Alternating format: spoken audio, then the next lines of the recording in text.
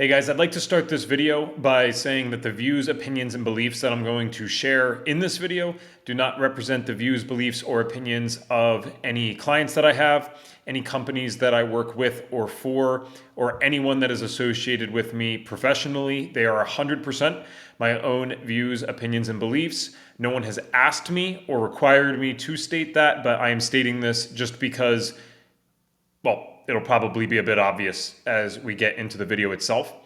I also apologize that this video doesn't have perfect audio and that it's not in the best podcast type setup that one could possibly have. There are just certain times where maybe you've had this before, you feel compelled and even required to share things.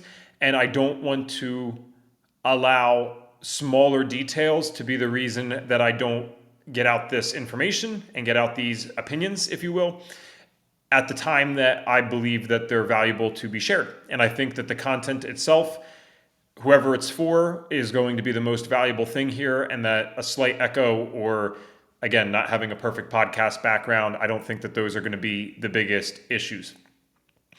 I'm trying to do this video with as much enthusiasm as possible. There's a little hesitancy around that because part of me from a spiritual side feels fully and totally compelled to do that, and I want to have faith in it. But at the same time, I am extremely aware, painfully so, of how what I will share today will likely be misrepresented, of what it will do to my reputation with some people. And that's something that at this point I'm just willing to accept. And I think that's okay. It is what it is. For whatever it's worth, from a personal perspective, if you've been a friend of mine, family member of mine over the last 6 years, then I've already shared these beliefs and interests during those times. So if we have been friends or close with each other over the last 6 years and you've loved me or liked me and thought I was sane enough, I use that as a keyword, right? Over these last 6 years, then hopefully this doesn't change too much because I have held these interests and opinions almost the entire time. I just haven't shared them publicly. I'm going to share a story of how I went from being an atheist to a born-again Christian, or a Christian in progress, as I like to call it, because I always still have a million things to work on. I think that's probably an inherent part of being a Christian, but that's besides the point. And there's plenty of stories like this out there. You can find millions of stories, probably, of people going from atheism to some type of spirituality. I didn't fall on this one in the standard way, if you will. My story is quite strange, in my opinion, and I think it's worth sharing. What's interesting is that there are other people who have experienced things like me. But if you never look for this information, or you don't look for this type of stuff in general, you don't find it. This stuff is not put on your nightly TV. It's not generally going to be in your social media channels, but it is out there, and it's actually stunning how much of this stuff is out there once you start looking. And this will make more sense as we go along, but that's one of the reasons that this is not only going to be a single video that's posted as a standalone on a channel, but it's actually going to be something that is the starting. It's the foundation of a much larger channel and a much larger passion project that I've wanted to pursue for 6 years, but haven't had the guts to do, admittedly. And I think that was largely out of fear and just being too much of the world, because the only thing I'm afraid of, it's actually not what other people think. It's the consequences of what other people think. And the only consequences I can come to are ones that affect me either financially or something career-wise. So as far as I'm concerned, I'm not an expert in the Bible, but that's being of the world. And that's something that we're actually instructed not to do. We're even told by Christ that what is a man if he is to gain the world but loses his soul? So let's get into this.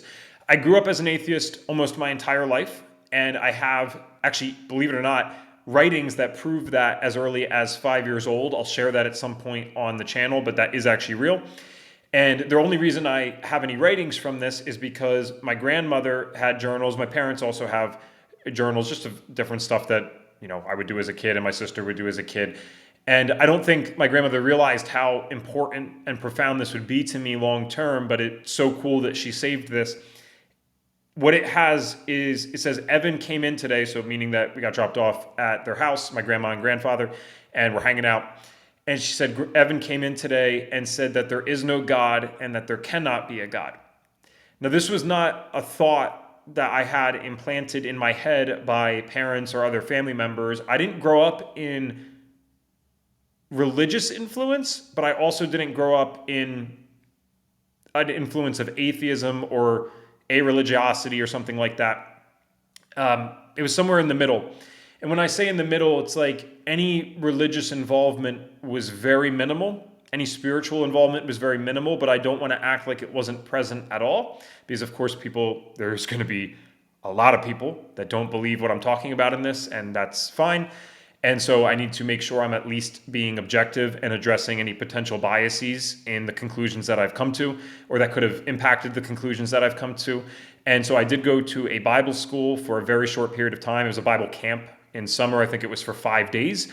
And I was, younger than 10 years old.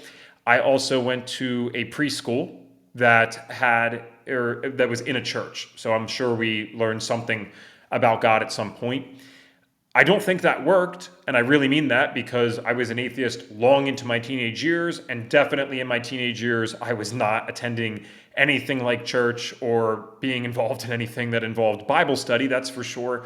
The closest thing that I would have done to being involved in a religion is my family having a Christmas tree and us celebrating Christmas along with the hundreds of millions of other Americans who also celebrate Christmas but don't necessarily have any specific tie to that holiday or understanding of that holiday.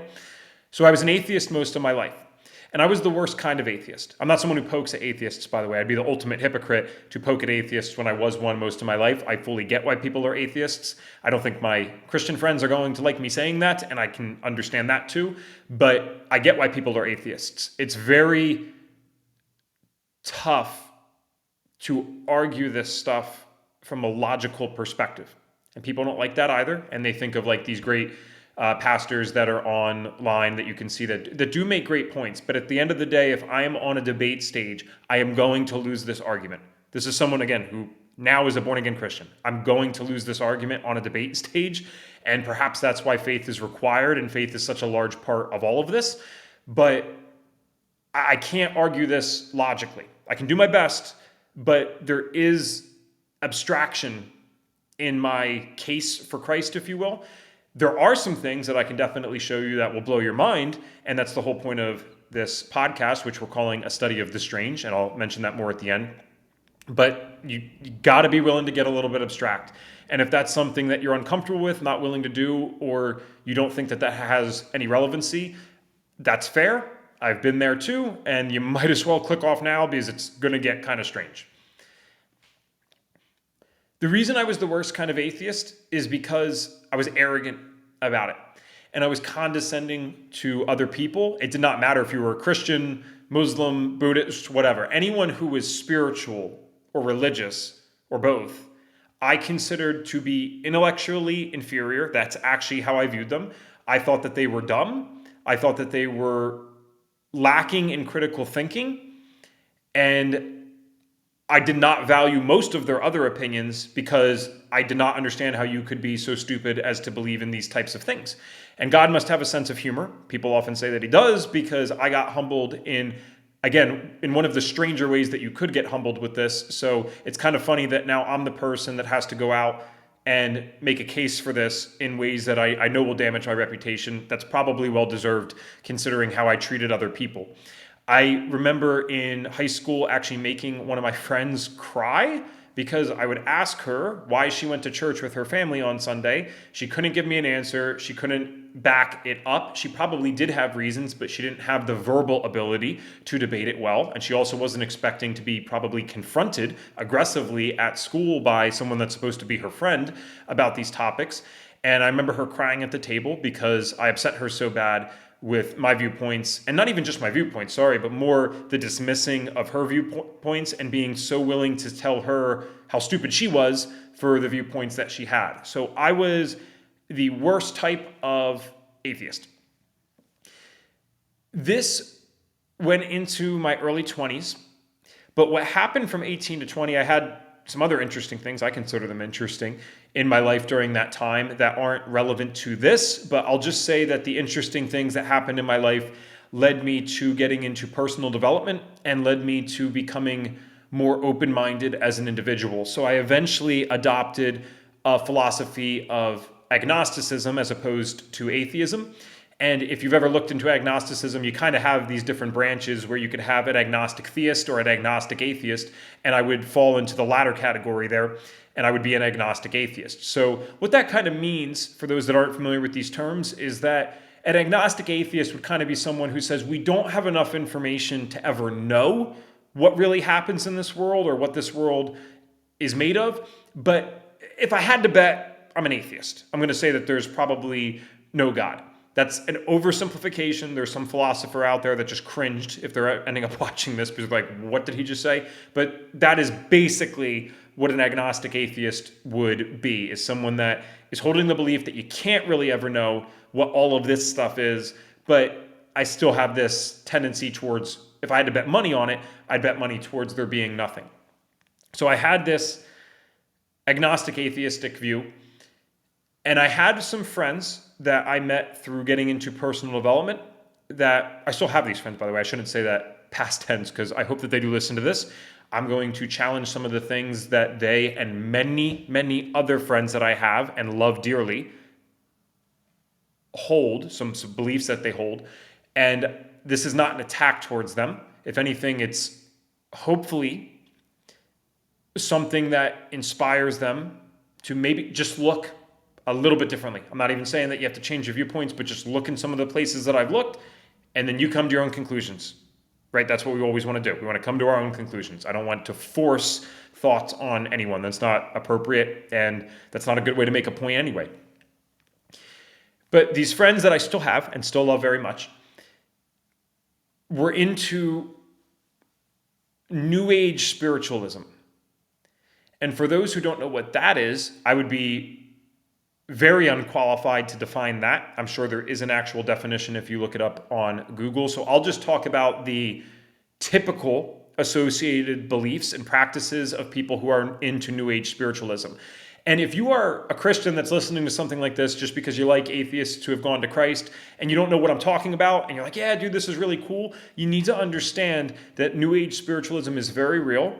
It's something that is very powerful in its influence, and there are a lot of people engaging in it. Just because you don't see it does not mean that it doesn't exist in your community or in your city. If you just looked up certain things that I'll mention here, I wouldn't recommend going to them, but if you just look these things up, you would be very surprised to find how many meetups or organizations there are dedicated to this stuff.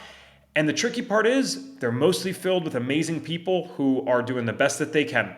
I look at this very similar to politics, where are there some terrible people that are involved politically on either side of the spectrum? Of course there are. But are most people, regardless of where they fall on the political spectrum, good people trying to do the best that they can and trying to make the best decisions that they can for others? Yes, I do believe that.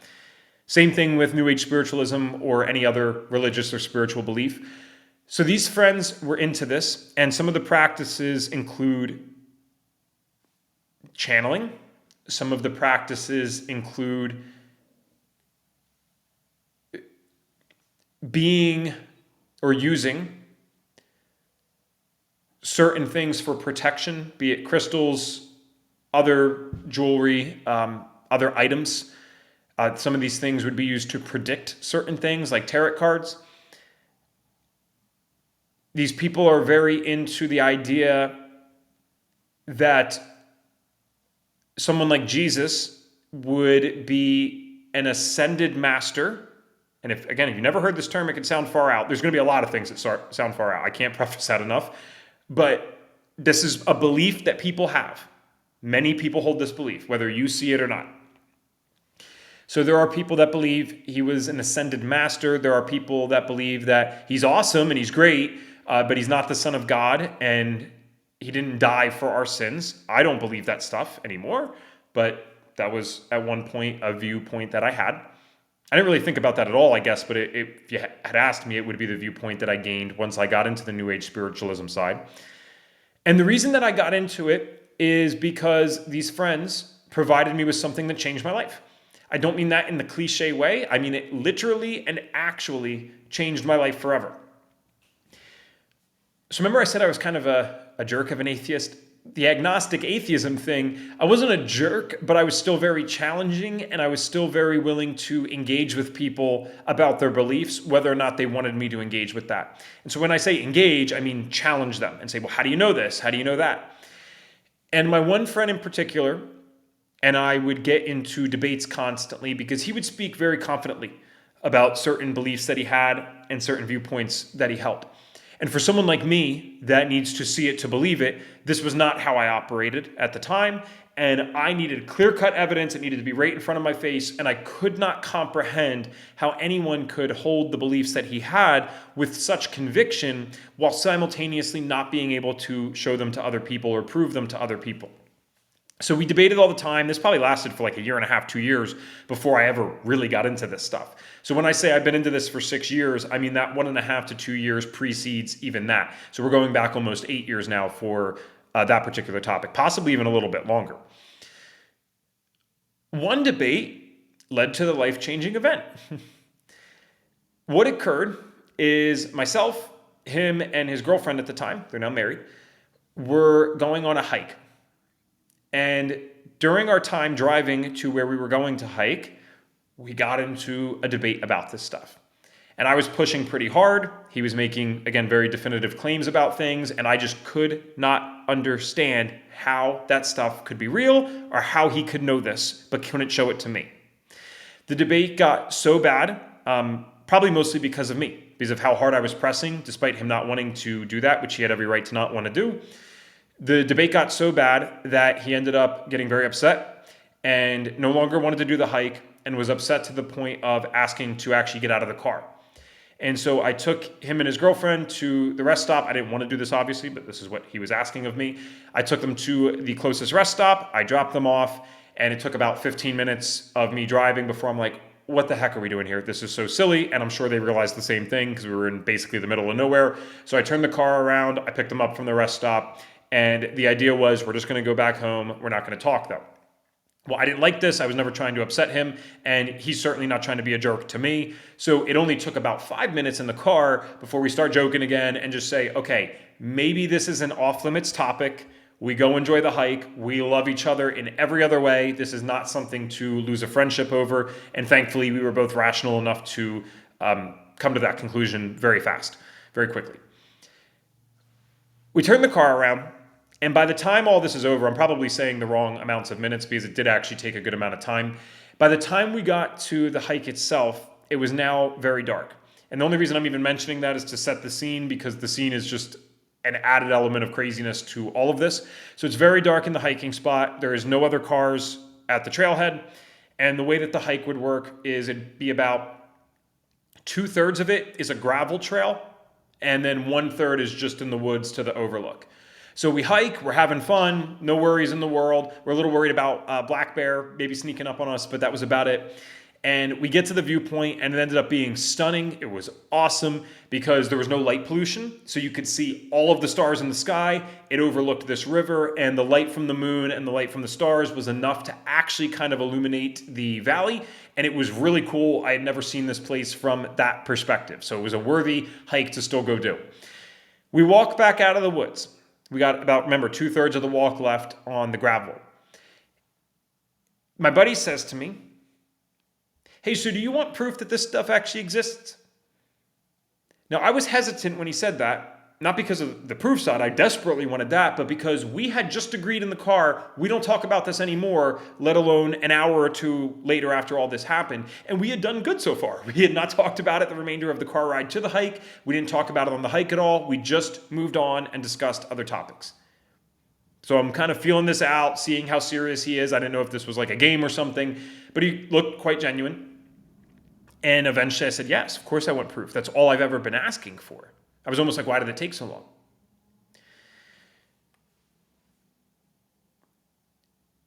He said, I can prove it to you, but I'm going to need to speak differently. I think he said a different language, but he said differently, something along those lines.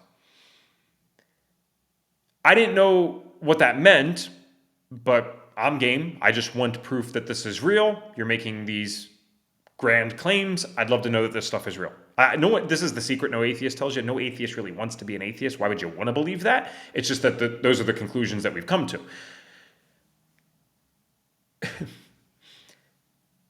So he starts doing a chanting, singing, different languagey type of thing.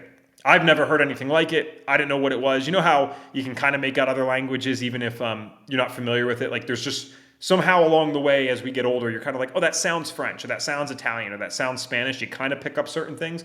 I didn't know what the heck this was. I had never heard anything like it.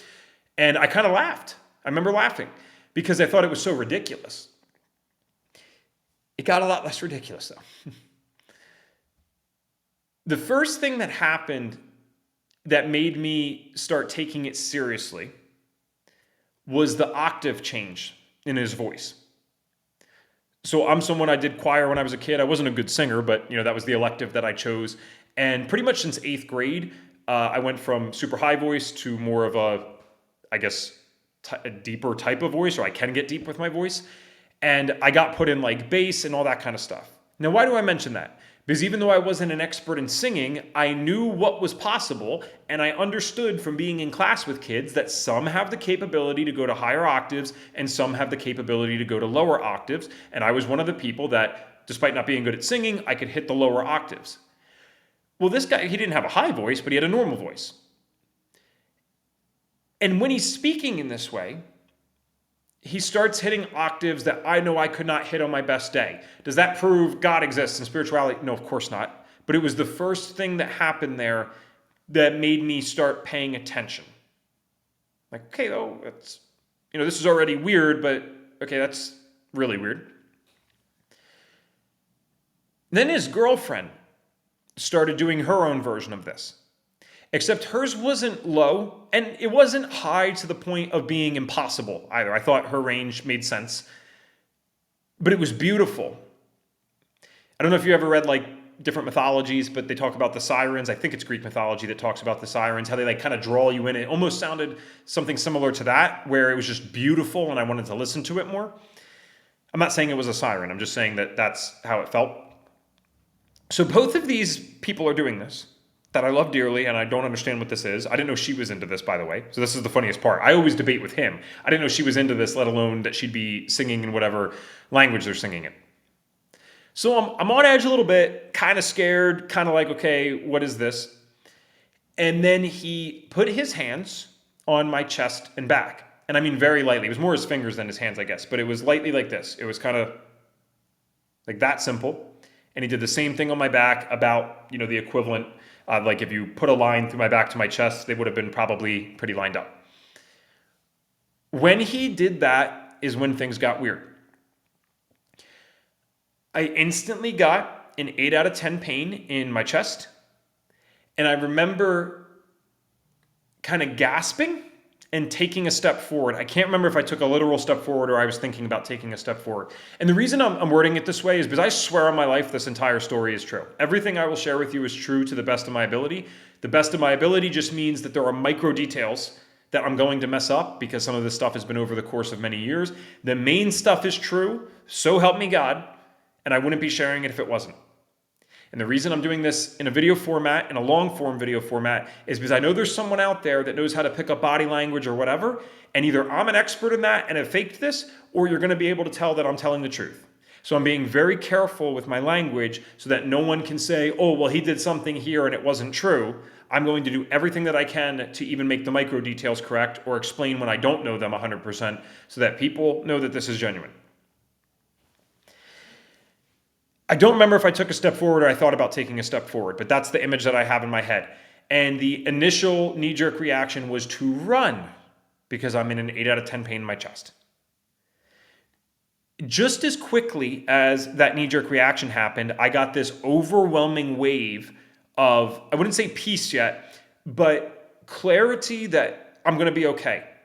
And if you've ever had an adrenaline rush, like a real one where your thoughts are racing at 1,000 miles per hour, but you're understanding the thoughts. It's almost like you're having the thoughts that would normally take you a few minutes, but you got them in a few seconds. That's how this was. Instantly I knew, calm down, experience the pain, but you don't have to feel it. I didn't even know what that meant. I just kind of understood that. And I breathed, breathed, and I was calm, and I'm just experiencing it, but I'm not fully engaging with it.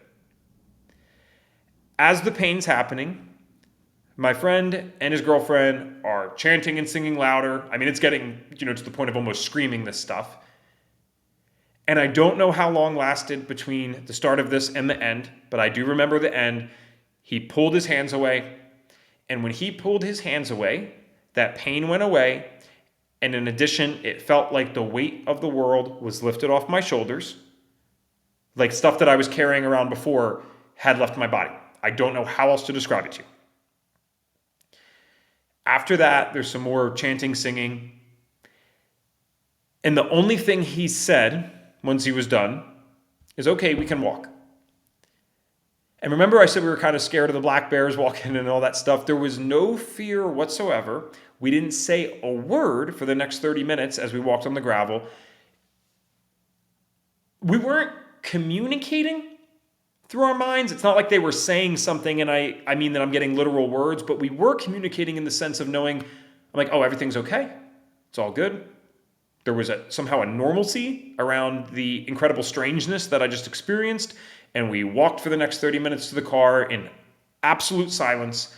And then this part's kind of like out of a movie. It was hilarious in a sense. We get in the car and the next thing that was said was by me. And I turned to my buddy and I said, so what the was that? And he's all excitable and he's screaming. He's like, oh, dude, you've been cleared. We just cleared your energy. You're free now and all this kind of stuff. And I didn't know what that meant, but it sounded good. And I did feel good. I actually absolutely did feel good. I continued on. We're driving and we're just talking about this stuff. I could not believe that this was possible. I was in awe of all of this. And I was trying to get as much information from him as I could. And I do not think for a second that he was omitting information. And this is the part where I hope this is not taken disrespectfully to the person who ever watches this. Or the person who will end up watching this most likely. I could tell that there was not a solid and clear understanding or explanation for what had been done. He did believe in it. He certainly believed it was a good thing. At the time, I had every reason to believe it was a good thing as well. But there wasn't a clear explanation as to what had just happened. And remember who I said that I am. I'm someone who needs that stuff. Even though that I just experienced this, if anything, it led me to desiring tangible stuff regarding these topics even more. That has started a 6-year journey and intense interest in the strange and the abnormal that has not died at all. It's actually grown. And I've come to a lot of different conclusions over that time. And that initial experience, it led to me studying topics that not only did I never think I would study, but I never thought were related to any of this because I didn't think about this at all. There was no spiritual. There was nothing outside of my human 3D body. I was here, I was going to die, and I was going to rot in the ground, and that was it. That's what I believed.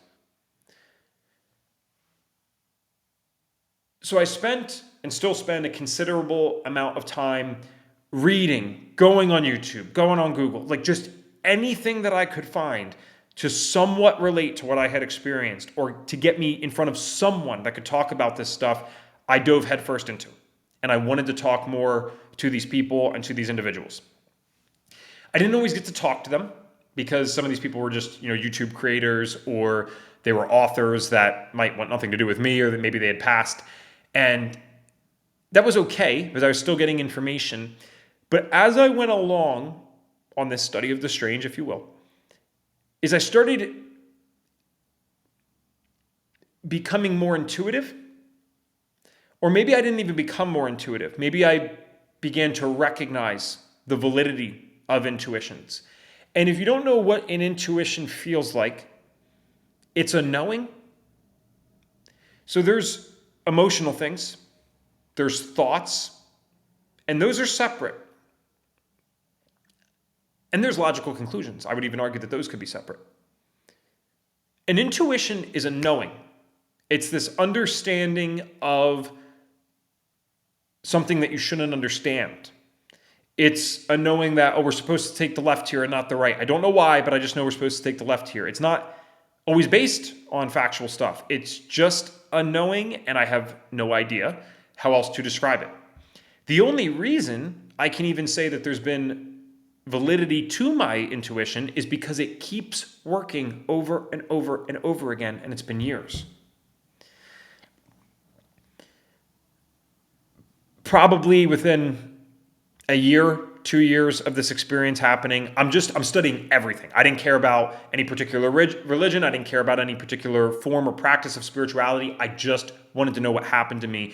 And so I started engaging in what you could call more New Age spiritual practices. I would go to these events sometimes where people were channeling. I would try to seek out people that were interested in that. I would go to events that are just, again, to the lay person, so strange. You wouldn't even know that this exists in your town. But I would go to places where people have like these crystals and we're in a room of 20 people and we're channeling things in. And you feel stuff, man. I'm just telling you, you feel stuff. I wouldn't test it, but it exists. By the way, this is also worth mentioning. I've never taken a psychedelic in my life. If you count marijuana as a psychedelic, some people do. Yes, I have ingested marijuana in my life. During none of these experiences was I actively doing that. Not at all. Even the time surrounding it, I was not actively doing it. So it's not like I smoked pot the night before and then I smoked pot, the night of. That was not a thing in my life at those times. Just something to be clear about. The New Age spiritualism gets into these subsections of odd topics. A lot of people into New Age spiritualism believe in UFOs. Not all of them, but many of them. Many of them believe that they are spiritual in nature. And many of them believe that the operators of the craft are of higher consciousness. They understand things that we don't. They have ascended levels of consciousness that we haven't, and they are not yet ready to present themselves to the lay person until they have spiritually developed. And please, before you, again, especially if you know me, it's more important if you know me, before you think I have totally lost my mind with this, again, don't engage with this stuff. I pray in Christ's name you don't engage with this stuff. But you can look it up so that you know I'm not completely talking out of my you-know-what. Because I don't want you to say this is the most ridiculous thing I've ever heard. Just because you don't believe it and you don't do it does not mean that there aren't people that don't believe it and that aren't doing it. And it is not hard to find. So there's people that not only believe in the UFOs, but believe in the things, the entities that are operating them to be specific things. Now, I didn't know about any of this, right? I don't necessarily believe or not believe anything at the time. I believe that there's a world outside of this 3D human body that I experience, that's for sure. But I didn't have any deeply held beliefs about other things. Why? Because I was an atheist most of my life. And as an atheist, having the experience that I had was one of the most humbling things that I've ever experienced on this earth. It shattered my paradigm that I held deeply for the first 20-something years of this life. I could not believe that that was happening and that was real. So everything was on limits. There was nothing that was off limits anymore. Things that I would have made fun of other people for, things that I would have called them stupid or insane for looking at, I'm now looking at because I didn't know what was true and what wasn't true. So the more I looked into this stuff, the more I found myself being particularly interested in the UFO thing. I think the reason that took such a strong interest is because of some other things that I studied, but also just because that's a movie, right? That's not real. Those are movie things. Those are things in TV. That's not a real thing. But not only do these people believe in it, they believe that they can communicate with these entities.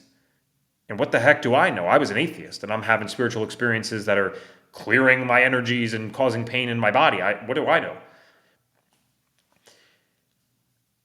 I still had my brain somewhat intact, I promise. And I would look for any credible information in the world of UFOs and the world of those entities. And you'd be surprised what's out there. Again, this isn't stuff that's advertised to you on your nightly news or on your social media channels. But what's fascinating is it exists and it's happening all the time. There are UFO conferences in every state in America, probably most countries. Have you ever heard of something called MUFON? It's the Mutual UFO Network. It's one of the largest, if not the largest, organizations about this stuff in the world. It has been around longer than I've been alive and probably longer than you've been alive if you're watching this. And these people are serious about this. They're getting thousands of people at a conference every single year talking about this stuff. Now, just because there's a conference doesn't mean it's real, but when you start looking at the quality of the people that present at the conferences, you're like, wait, what? This is science fiction, I thought. These are movies. But the people that presented these things are often PhDs. They're smart people. And you start to wonder, how did someone so credible and so intellectually capable end up doing this with their life? And more importantly, what's the motivation? Because this doesn't help your career, it hurts your career. So why on earth are you engaged with this? Why on earth are they engaged with this? One of the most credible books I've ever read, and I encourage everyone to read this one. Again, reading it's not the same as engaging with it, is a book called Abduction by Dr. John Mack. And when you hear about this guy, when you look him up, you'll be like, wait, these types of people were into this stuff? Dr. John Mack headed the Department of Psychiatry at Harvard University at one point. And he saw such a similarity in the cases that people were reporting, not only to him, but to colleagues, that he started to make his own study out of it. And the book Abduction are real testimonials from people who were willing to share their story with him or share their stories together with another experiencer, as they call them. Because what he would do basically is, like, let's say I was his client and you were his client, and we both had these experiences and we brought them to the table with him. What he would do is say, hey, I'm going to tell person B that you're willing to share this, if you are, of course, if they're willing to share this. Does that sound good? Yes. Okay, they go to person B, or he goes to person B. Hey, person A is willing to share this. If you're willing to share this, do you want to be connected with this individual? And so he would do that.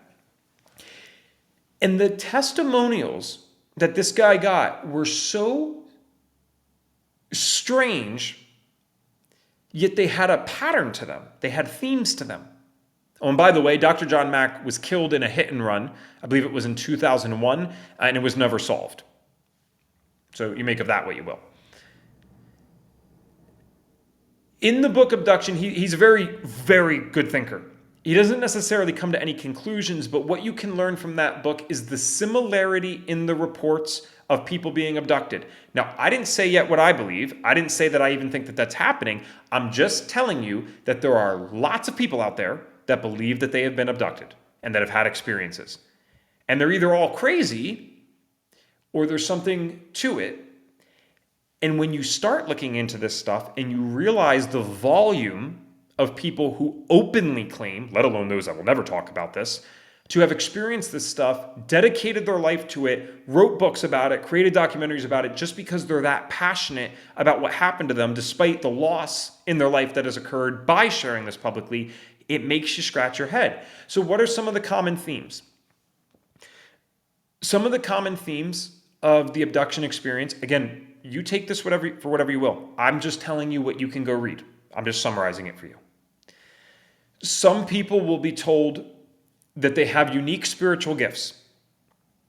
Some people will be forewarned about major disasters in the world. They'll be shown things of natural disasters or major catastrophes or accidents that occur and tell them that they need to either be prepared for it or that they could be involved in stopping it in some way, etc. And probably the most disturbing one that you hear, and it's extraordinarily common, if not the most common one,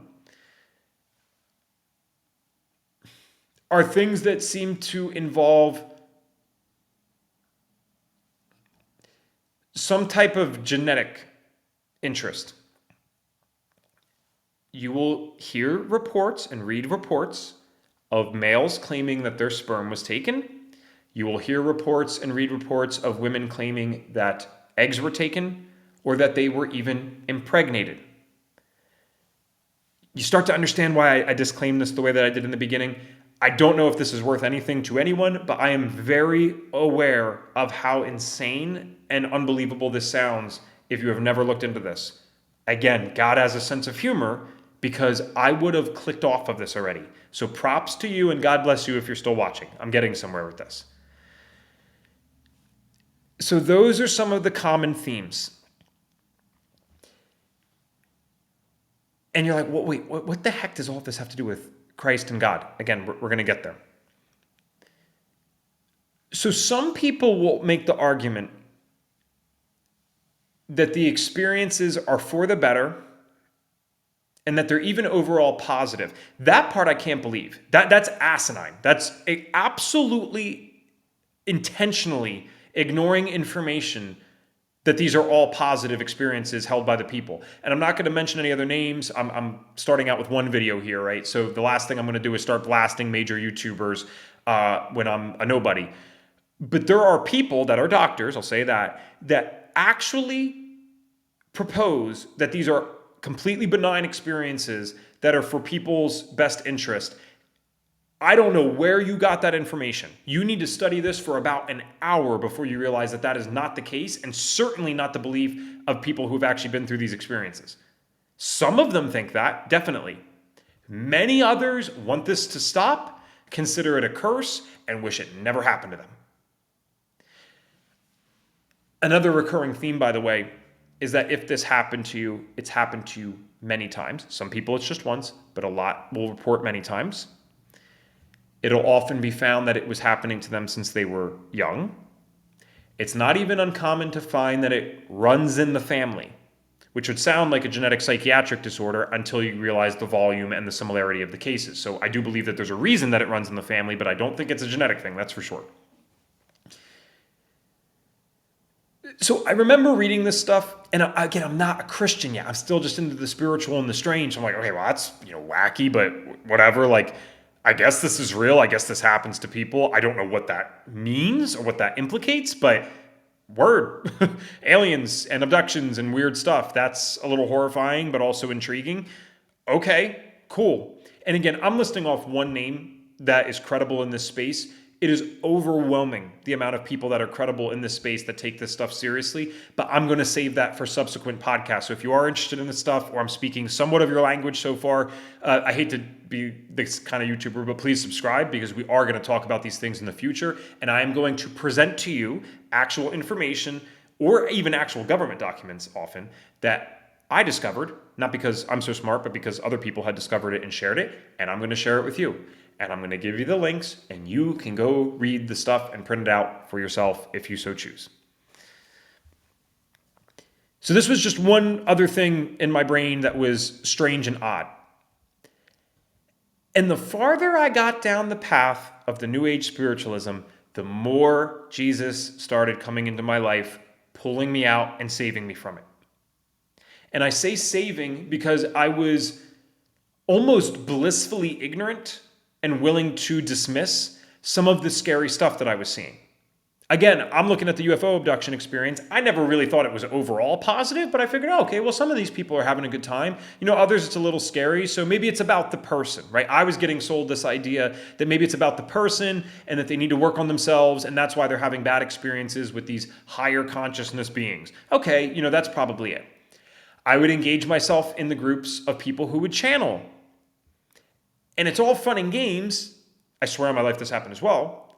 I wasn't actually at this particular group when it happened, by the way, but he called me right afterwards. Until you see one of your great friends suicidal after one of these events, and he was on the ground convulsing, reportedly, and then ends up calling you and wants to talk to you for multiple hours because you're literally talking him off the ledge because he's so disturbed by what just happened. So those things, it's amazing. And I watch myself, I try to watch myself all the time with this stuff. And it's why I've been so hesitant because I'm like, am I wrong in this? But I do feel strongly about the conclusions that I've come to now. But what you got to watch out for is these biases that we hold. It's like, how was I willing to ignore what was happening to a great friend and somehow thinking that this is on him or that this is good stuff? Because what happens in New Age spiritualism, if it's good, oh, that's because, you're cleared and your energies are good. If it's bad, it's your fault. No one ever seems to think maybe there's something more to that. Maybe you're being spiritually attacked. And it's not just because of what you let in and don't let in. And it's not just because of what you have or haven't done personal development wise. Maybe there's something a little bit more there. So I'd see stuff like that, and I meant well. I had good intentions, but I would ignore it. And the more I ignored it, the more Christ would come into my life. Now, if anything, at this point, I might actually be more biased towards following, Christianity or being a Christian than ever before. Because not only was I not an atheist now, I'm a spiritualist. I'm a New Age spiritualist. I'm someone who thinks, oh, now I get it. There is truth to all this spiritual stuff, but all the religions get it wrong. They're trying to box it in. That's what the religions are. This is the truth. So now I'm even more biased against this kind of stuff. I studied, I want to be vague, not because I'm trying to hide something, but because it's a whole loaded topic that I don't want to get in on this particular one. But we will definitely get onto this on this show. Hopefully I can even have this person on to interview him at one point. But I got into an individual that studies experiences of certain people. The more I studied those experiences, the more fear that I had because I thought they were very scary. When I started getting that fear is when I got one of my first intuitions that led me to Christ. And that first intuition told me to go to a church that was right near my apartment. I had never, ever voluntarily been in a church in my life. It was always something I would have been forced to do when I was super young. And then the vast majority of my life, I never had to go again because I wasn't getting forced to do any of that stuff anymore. I go to this church. It's a big church, not a mega church, but a single location, big enough. And there might have been, 600-700 people in there. And I ended up, unintentionally of course, sitting diagonally across from the youth leader there. And the youth group was, 18 to 30-something years old. And she invited me to come to the youth group on Wednesday. I instantly knew, I'm like, yep, that's exactly why I came here tonight. I didn't know what I was going to get from that, but I knew that's why I had come there. I came there today. It was Sunday morning, sorry. And that's why I would go there that night. And so I ended up going to that. I went one singular time. And the reason I only went one time is because I knew that I got what I needed. And it's because a gentleman there, we were all doing Bible study. I'd never done a Bible study before. I didn't have a Bible. And he noticed that and he said, hey, you can have mine. This is the first one I got. And so he gave me his Bible, and I knew that that's what I was there to get. Now, despite knowing that, I hate to admit this, I didn't really engage with the Bible. I still have plenty of work to do in terms of engaging with the Bible, but at that time, I didn't use it at all, even though I knew that it was why I had come to that meeting. I don't know how else to explain that to you, but that's how I experienced it. Other things would start to happen. I was working on a career at that time, which thank God I have achieved, but we'll see how long that lasts at this point. And at that time, I was part-time doing Uber. I was driving for Uber. And I had a woman, this actually might have even preceded going to that church. Again, I'm trying to get my details correctly, but it was all within the same time frame.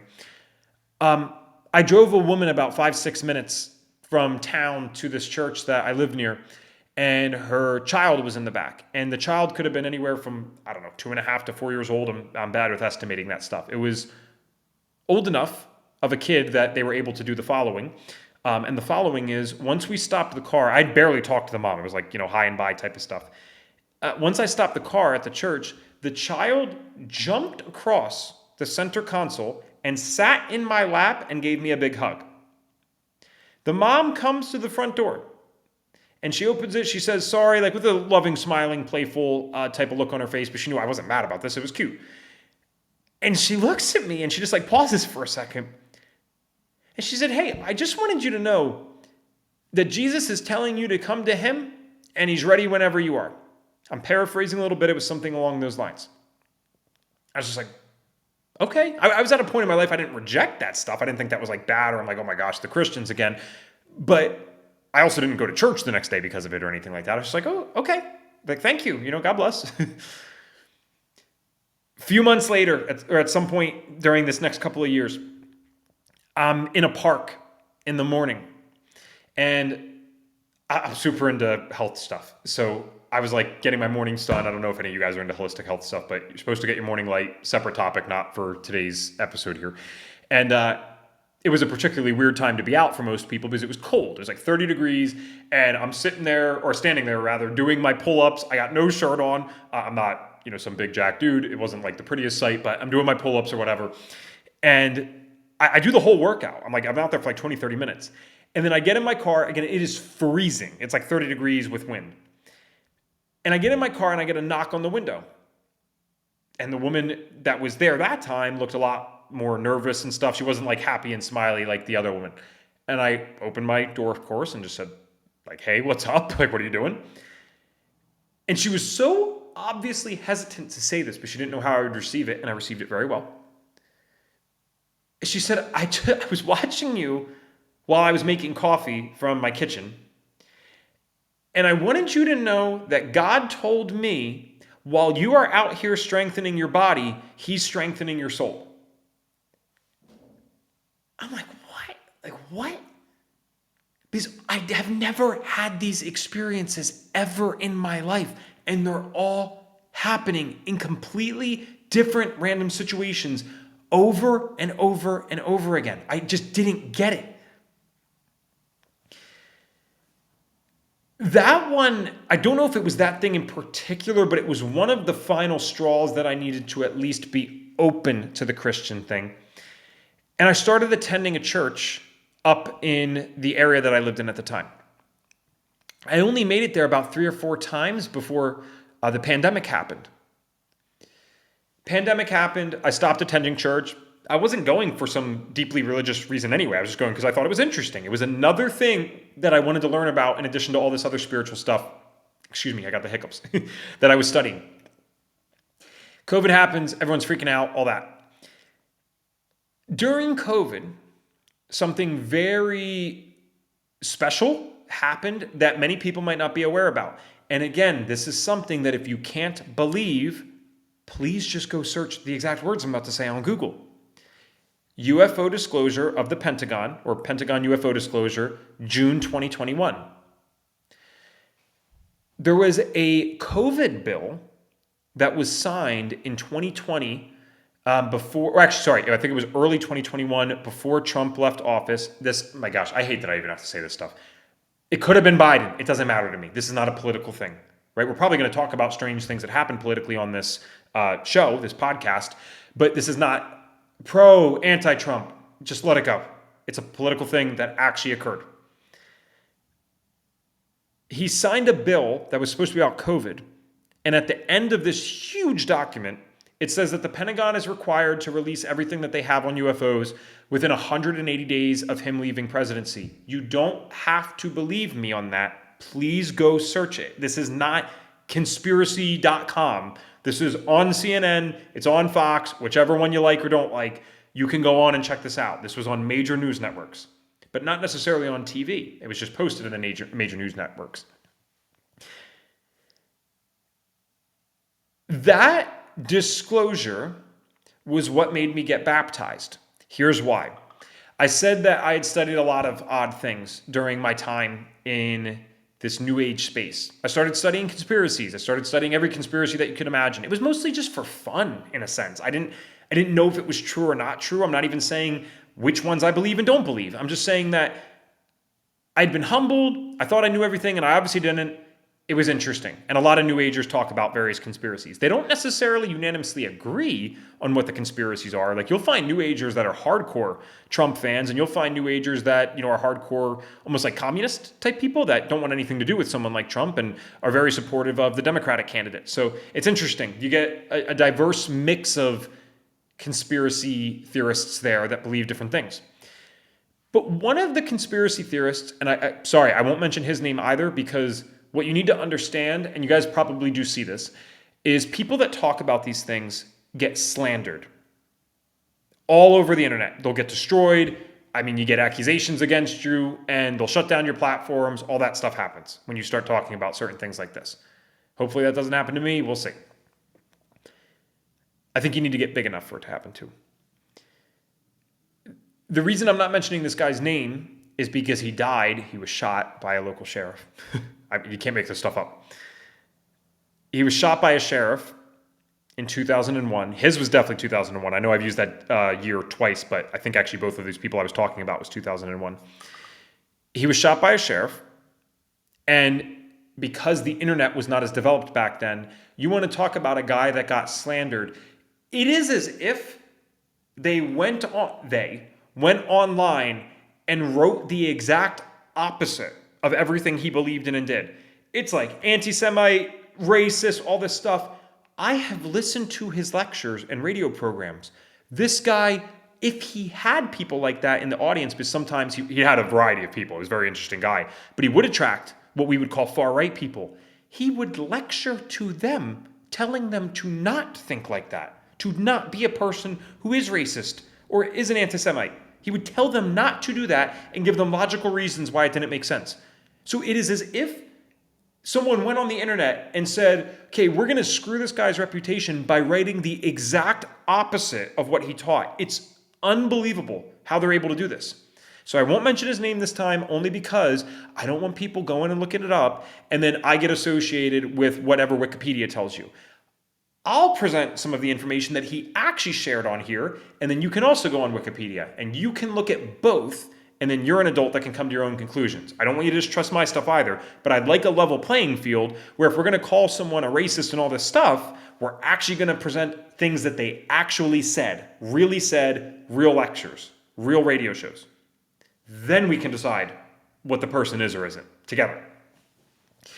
But the reason that this guy was so impactful for me is because he's what I would call a logical Christian.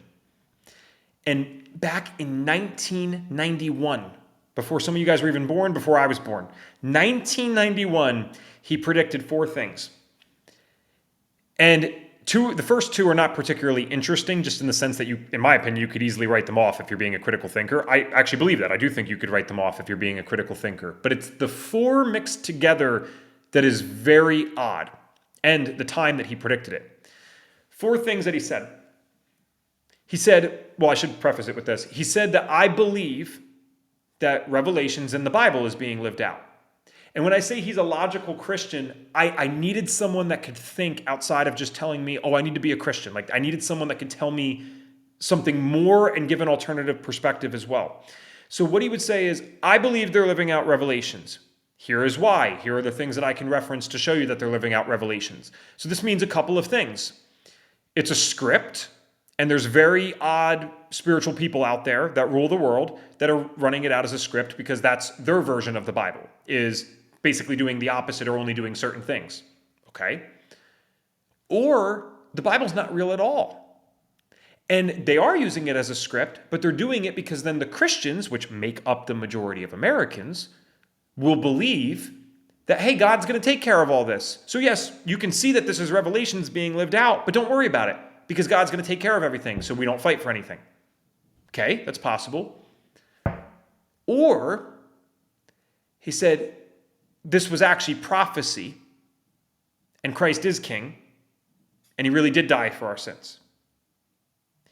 And he said, you know what, I'm going to make sure I fight in the sense of just making sure that he's sharing information, voting accordingly, voting with his dollars, and not literally fighting, not being violent, right? I think there's a time and place if and only if people were violent against you, only if people were violent against you, never being the one to initiate that. But that's the only time I think there is. Outside of that, you have to fight in different ways. And most of it's just spreading information and waking people up, so to speak. So he believed this Revelations thing, and he came to the conclusion that I might as well do a little bit of both. I might as well fight as if it's a script, but I also better give my life to God as if it's prophecy. So he was a Christian, obviously. His 4 predictions were this. They're going to implement socialism in all countries around the world.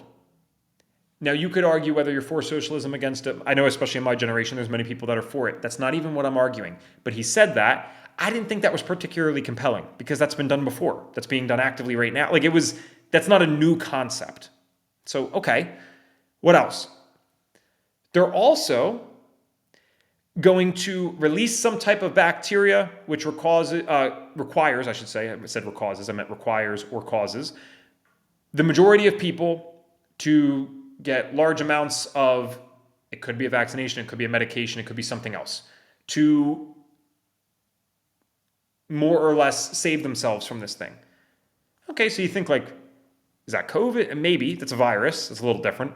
Okay, again, not particularly compelling. There's been bacteria and viruses throughout all of history that have killed lots of people. Okay. But then it's the other two mixed in that really got me thinking a little bit. Remember, this is 1991 he said this. Third thing, there's going to be large amounts of school shootings that happen. I won't even discuss why he thinks that is. Just, he said that. Okay, it's getting a little more interesting. And the fourth one is the most distinct one. And when this happened during COVID, which a lot of other things, if you realized in those predictions, happened during COVID too, did we move closer to socialism or farther away? For better or for worse. Not arguing either side, better or worse, but did we move closer or farther away? School shootings. Are there more or less? Okay. Certainly, COVID is a virus that was around the world. Wasn't a bacteria, but a pretty big virus. The fourth one he said is that they are going to use incremental UFO disclosure to create a one world threat, which is going to require a one world solution. And that is how they are going to finish up and gain total control, because they're going to say, oh, look at the space things, and you guys need to be scared of this, and you need to submit because of this, and you need to follow our orders because of this. And the reason that this fear and the UFO thing connects to Revelations is because Revelations predicts a one world ruler. It's a very strange book. It's by far the strangest book in the Bible, in my opinion, and that's saying something because there's some weird stuff in the Bible. But Revelations predicts and says that there will be a one world ruler. That person will be inspired, if you will, by Satan, empowered by Satan. And this is when the biggest battle between Christians and the rest of the world will happen. So there's a variety of reasons that this individual came to the conclusion that these four things will be necessary to fulfill that prophecy. That is a way loaded conversation that we will get into on this channel, but not today. And so when I saw his predictions coming true, especially one as strange and fringe as incremental UFO disclosure, again, everything else, even if they were all happening at the same time, which they were, you have to be critical enough to say, okay, I mean, I'm going to give my life to Christ just because things that have happened in the past seem to be happening at the same time. I don't know about that, personally. But when something brand new happens, in conjunction with these other three predictions, so that's the UFO disclosure, that's the new thing, it's never happened in history, but they're all happening in a very obvious way at the same time. Man, that guy that predicted this stuff was either the luckiest person in the world, or maybe he understood something. And his understanding was that it was probably a pretty wise idea to talk about this stuff and try to stop it, but to also be a follower of Jesus Christ. Now, there's another guy that had a big influence in my aha moment with all of this, and his name's Joe Jordan. And the reason I share his name openly is because, thankfully, for better or for worse, I guess, he's never gotten big enough that they've been able to slander him. But Joe Jordan has lectured in the UFO space for decades now. He has his own YouTube channel, CE4 Research, like Close Encounter of the Fourth Kind Research. I don't even think it has more than a few thousand subscribers. But this guy's awesome. And I watched his lectures, amongst many others, in the midst of me studying the spiritual stuff. So when I watched his lectures initially, it didn't necessarily mean anything to me. I just thought it was very wild, but cool. What do his lectures talk about? They talk about how Joe Jordan was an agnostic who went to New Age spiritualism, who then became a born-again Christian when he realized that the New Age spiritualists were having abduction experiences that they did not like and that were actually terrifying them. So what does that make you a Christian, though? Because he started to study what can, if anything, stop these abduction experiences. And not only does he say this, but you can watch his lectures. There's person after person that comes up and testifies this. Watch their body language. Listen to their voices. You tell me if you think that they're lying. I don't. It had a big influence on me. They come up and say they invoked the name of Jesus Christ to rebuke the aliens, and it stopped the experience. More so when they became born-again Christians, it permanently stopped the experience. Using the name did not permanently stop the experience, it just stopped it in that instance. Now you say, well, that's so strange. I mean, we're already way far out, but that's so strange. Like, what does that have to do with anything? But what's nuts is this is biblical. It talks about, in the Bible, Satan being the prince of the air. I don't know about you, but when you watch the videos that the Pentagon released of the UFOs, yes, they're in the water as well, but they're flying around in the air. Okay, could be a coincidence. Obviously, the Bible can be interpreted many ways. Do people cast out demons in the Bible? Yes. Again, if you've never read it, it's a rather strange book. Yes, they cast out demons. But more interesting, because I'm trying to connect this here, so you would say, well, they cast out demons though, but how does that relate to the idea of you need to be a born-again Christian to permanently stop the experience? Because just using Jesus' name, because he's been given all the authority over the heavens and the earth, according to the Bible, does not necessarily mean that you are a Christian. Does any book in the Bible say this? Yes, actually the book of Matthew talks about this. I'm going to read it right here so I don't misquote it. This is Matthew 7:22. Not everyone who says to me, Lord, Lord, will enter the kingdom of heaven, but only he who does the will of my Father in heaven. Many will say to me on that day, Lord, Lord, did we not prophesy in your name, and in your name drive out demons and perform many miracles? Then I will tell them plainly, I never knew you. Depart from me, you workers of lawlessness. Yeah, Jesus is a great guy, and he's a lover for sure, but he's also a tough guy. Coincidence? I don't know. Now, the UFO thing. The idea that that even exists is already something that completely shatters most people's paradigm. The idea that they're manned by movie-type characters that abduct you and do these strange things that I mentioned earlier. The idea that they can be stopped using the name Jesus Christ because they're not actually, things from outer space, they're demonic. I mean, this is asking a lot. and I fully get that, and you could probably see, if you haven't already, the hesitancy to create a video like this. The good news is, there's going to be more of this to come, a lot more of this.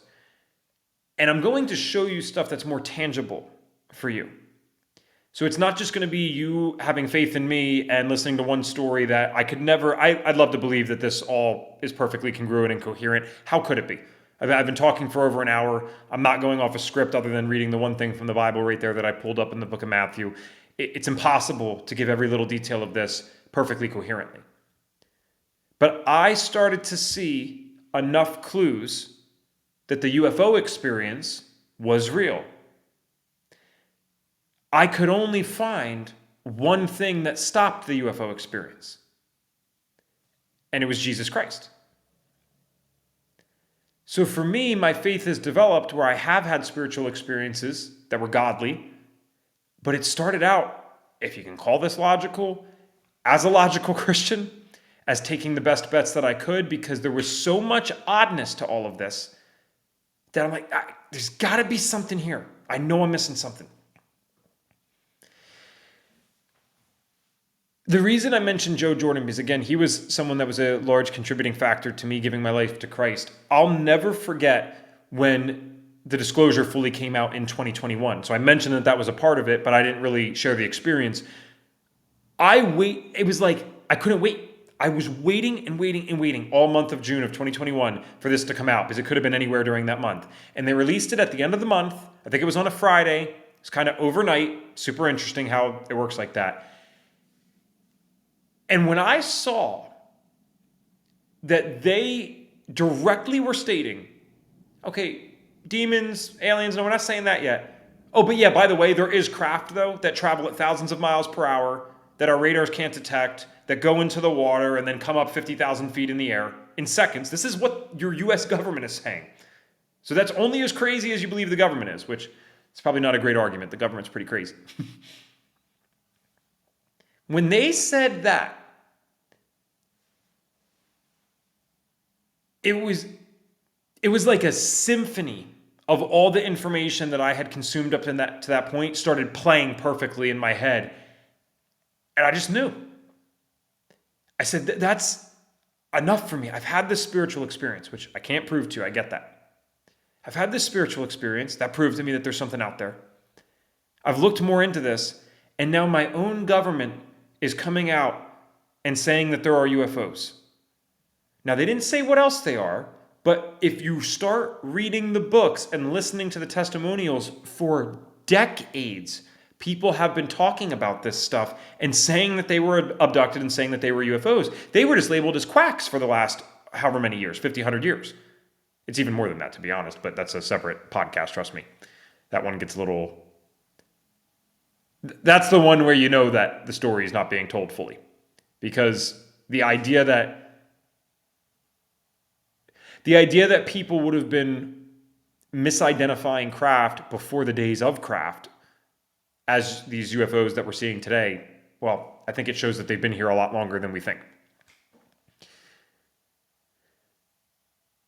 The part that I don't fully understand, and I admit this,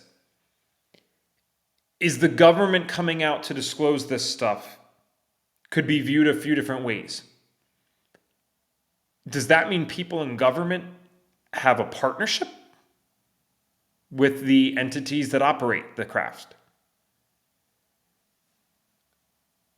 Did they reverse engineer the craft and they're going to fake it and it's not actually satanic then, but it is in a sense because that's where it came from? And even if that's the case, what do you make of advanced beings in terms of technology that can still be humbled by the name Christ? What do you make of that? I don't know what to make of that other than I'm going to start trusting that Christ person and I'm going to start trying to do my best to understand this Bible thing. Because maybe there's some answers in there.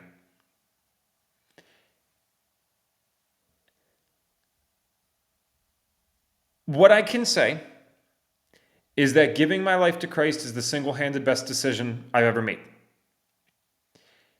I got baptized a little over 2 years ago, and it was awesome. It was absolutely awesome. It was beautiful. That's when it was probably not the only time, but that was one of the first times I started experiencing truly spiritual things that were godly. And the godly ones are beautiful. They're not like the ones that my buddy has where they're making you want to take your own life. That doesn't happen with Christ. They're beautiful. They take a dude who's been mostly stoic his whole life and, trying to be a man's man. They make him cry. They bring tears to my eyes. It humbles me every single time. That's not placebo, dude. There's something about that. And the devil is smart. I hate to give that to him, but I do think he's smart. Because when you give your life to Christ, that's when you'll start to notice some things going awry. The spiritual attacks that happen when you give your life to Christ,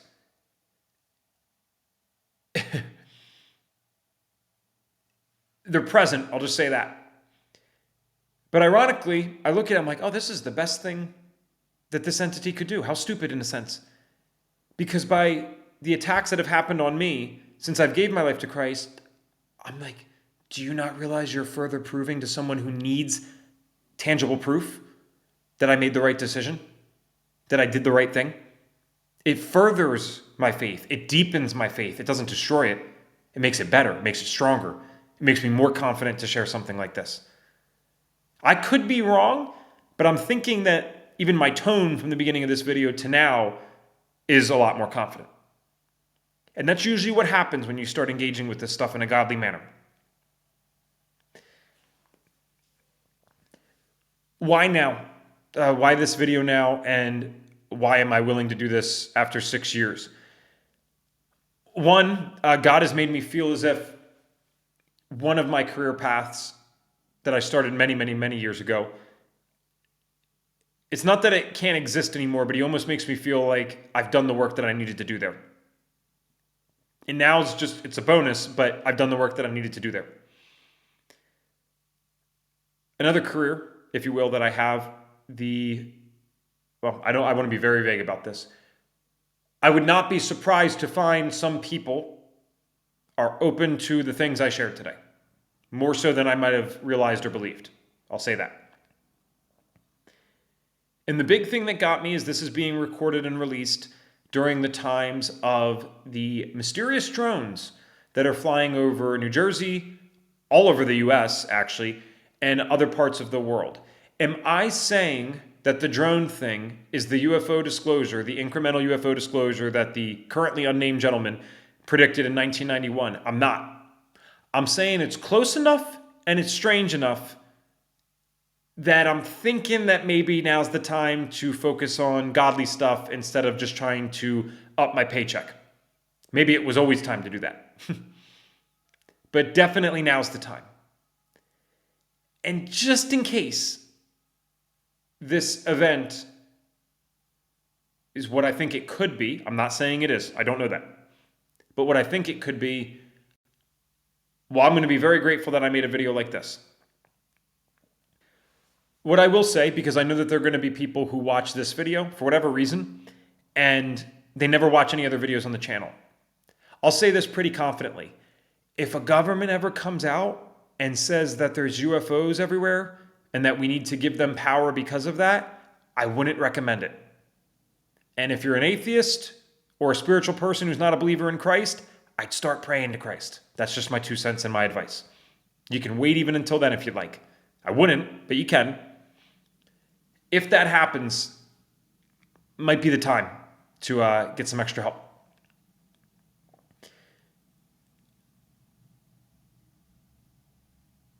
I think I'm going to end there. And again, I'm trying to do this to the best of my ability. It's a long video, right? And I don't have notes. And I'm sure there's something here that seemed a little disconnected, maybe even multiple things. But I'll conclude, I guess, by giving some final points. Like, I know what I wanted to achieve with this, so let me give some final points, please. I believe that there is strong evidence for the bad. I believe that there is strong evidence that satanic things exist. If you give me a chance, I will do my best to prove that on this channel. You will be surprised what is out there. I will hint some things. I could definitely prove that UFOs have been around a lot longer than you and I think, or would have thought before watching something like this. Did you know that there have been nuclear missiles shut down in Montana because UFOs were over it? 120 military personnel reported that. I'm going to share that with you from a government document. Not me, not my opinion, not conspiracy.com, from a government document. Now that was long before the pandemic. That was long before the Pentagon said that these things existed. So that's what's so ironic. They come out and say, oh yeah, these exist. But by the way, we also have government documents that precede long before that with very strange events. Did you know that there was a UFO over Lake Superior at one time? And a fighter jet was sent out to get this. We lost that fighter jet off radar. He's never been found. I think that's been about 30 years. His craft has never been recovered. That's a government document. That's a government report. These are the types of things, and so much more, but these are the types of things we're going to talk about on this channel. Now, again, it's going to require you to be willing to get abstract, because just because I can show you that doesn't mean, just because X is true doesn't mean Y is true. So there is a requirement to get abstract with your thinking if you really want to understand this stuff, in my opinion. But at the very least, if all I can do is show you that there are things in this world that are strange beyond belief, at least that'll get you thinking. And I pray that you come to a similar conclusion as me. Not because I'm trying to be right, not because I'm trying to one-up you, but because I am nearly positive that this is the right thing to do, and I'll bet my life on it. I am betting my life on it. Thank you if you have watched this far. If you're a friend or family member who had no idea that I was into any of this stuff or believed any of these things, and you're still receptive to me as a person, thank you. And I hope that you stick with me on this channel and you check out some of the other stuff that I'll release, and you give me a chance to allow me to present to you some of the strange things that are out there in this world. Do not be afraid of this at all. Please do not be afraid. The Bible says one thing 365 times. It says, fear not and do not be afraid. 365 times exactly. Don't be afraid. But you need to be aware, and you need to understand this stuff. There is a whole world outside of our 3D bodies, and that information I 100% believe has been intentionally repressed. It's out there, but I believe it's been intentionally repressed. And unless you're someone that has an odd experience with something like I dealt with, or one of the many things that we're going to get on here and talk about on this podcast and channel that we did not even come close to discussing today, you never think outside the box. And I don't blame a single person who doesn't. I would have never done this if I wasn't humble. So although I don't engage in channelings and stuff like that anymore, I thank God for my friends. I thank God for those experiences, because I am someone who could not have seen the light with this if I did not have an experience that showed me there was something more to this world than just, hey, we're born, we pay some bills, and we die. And if you're someone maybe that doesn't believe in this stuff, but you've always felt that there was more to life than that, congratulations, man. There's a whole lot more than that. And every time I try things my way, it might work out. It might go okay, but it's a high. It's like a drug. It's a temporary high, and then it goes away, and that fulfillment isn't really there. But with Christ and biblical principles, oh man, that fulfillment comes easily. I cannot believe it and believe that I'm saying that as someone who was such a hardcore atheist. Most of us walk around with a Christ-sized hole in our chest. And we try to fill this thing with money. We try to fill this thing with status. We try to fill this thing with relationships. We try to fill this thing with cheap sex. I am not preaching to you. I'm not qualified to be a preacher. I have made every mistake that you can possibly imagine. I have done awful things in my life that I'm not proud of. Jesus can fix those things in your life. And if you've been told that to be a follower of Christ is to follow a bunch of arbitrarily set rules, otherwise God is judging you and God doesn't love you, you have not read the Bible. That's not the gospel. Old Testament, different story. I'm a follower of Jesus Christ. That's what I said. Jesus Christ said, none of us are perfect. You can't be. We're operating in a world where Satan is the prince of this currently. We're doomed to fail here. So God so loved the world that he sent his only son to die for our sins. That's what saves you. Good deeds and being a good person is something that comes, at least from a Christian perspective, something that comes as a result of knowing that you are saved and trying to actually comprehend that there is a being out there that loves and cares about you so much that they're willing to endure the pain that they went through on the cross to save your life and to save my life, and to forgive every mistake that you will make and every mistake that I have made and will continue to make. That's the gospel. You're already saved. You do good things and help other people because you've been saved, because you learn to love like Christ, not because you have to do that to win and score with God so that you can get in. You will always lose that game. I will always lose that game. I'm so glad you're here. I'm so glad you watched this. I'd love to pray for you if I can. And if you don't want to be prayed for, then you can turn this off. If you'd like to be prayed for, you can keep this on. Heavenly Father, I thank you so much for giving me the experiences that I've had, even if they've been very awkward and uncomfortable at times, and I would like it a different way. I know that your way is absolutely the best. I thank you so much for bringing these people here today. I pray that I said words that led them to being receptive to these things. I pray that they can start to see what I have seen, in that the bad in this world does exist, but to not be afraid of the bad, but to be aware of the bad and to use the awareness of the bad to understand that that also means that there is a good. I pray that you will provide them, to the degree that they want it, spiritual experiences in their life that show them without a reason of doubt that there is something more to this world than just the 3D. I pray this all in your name. Thank you. Amen. God bless you guys, and welcome to a study of the strange. Thanks for being here.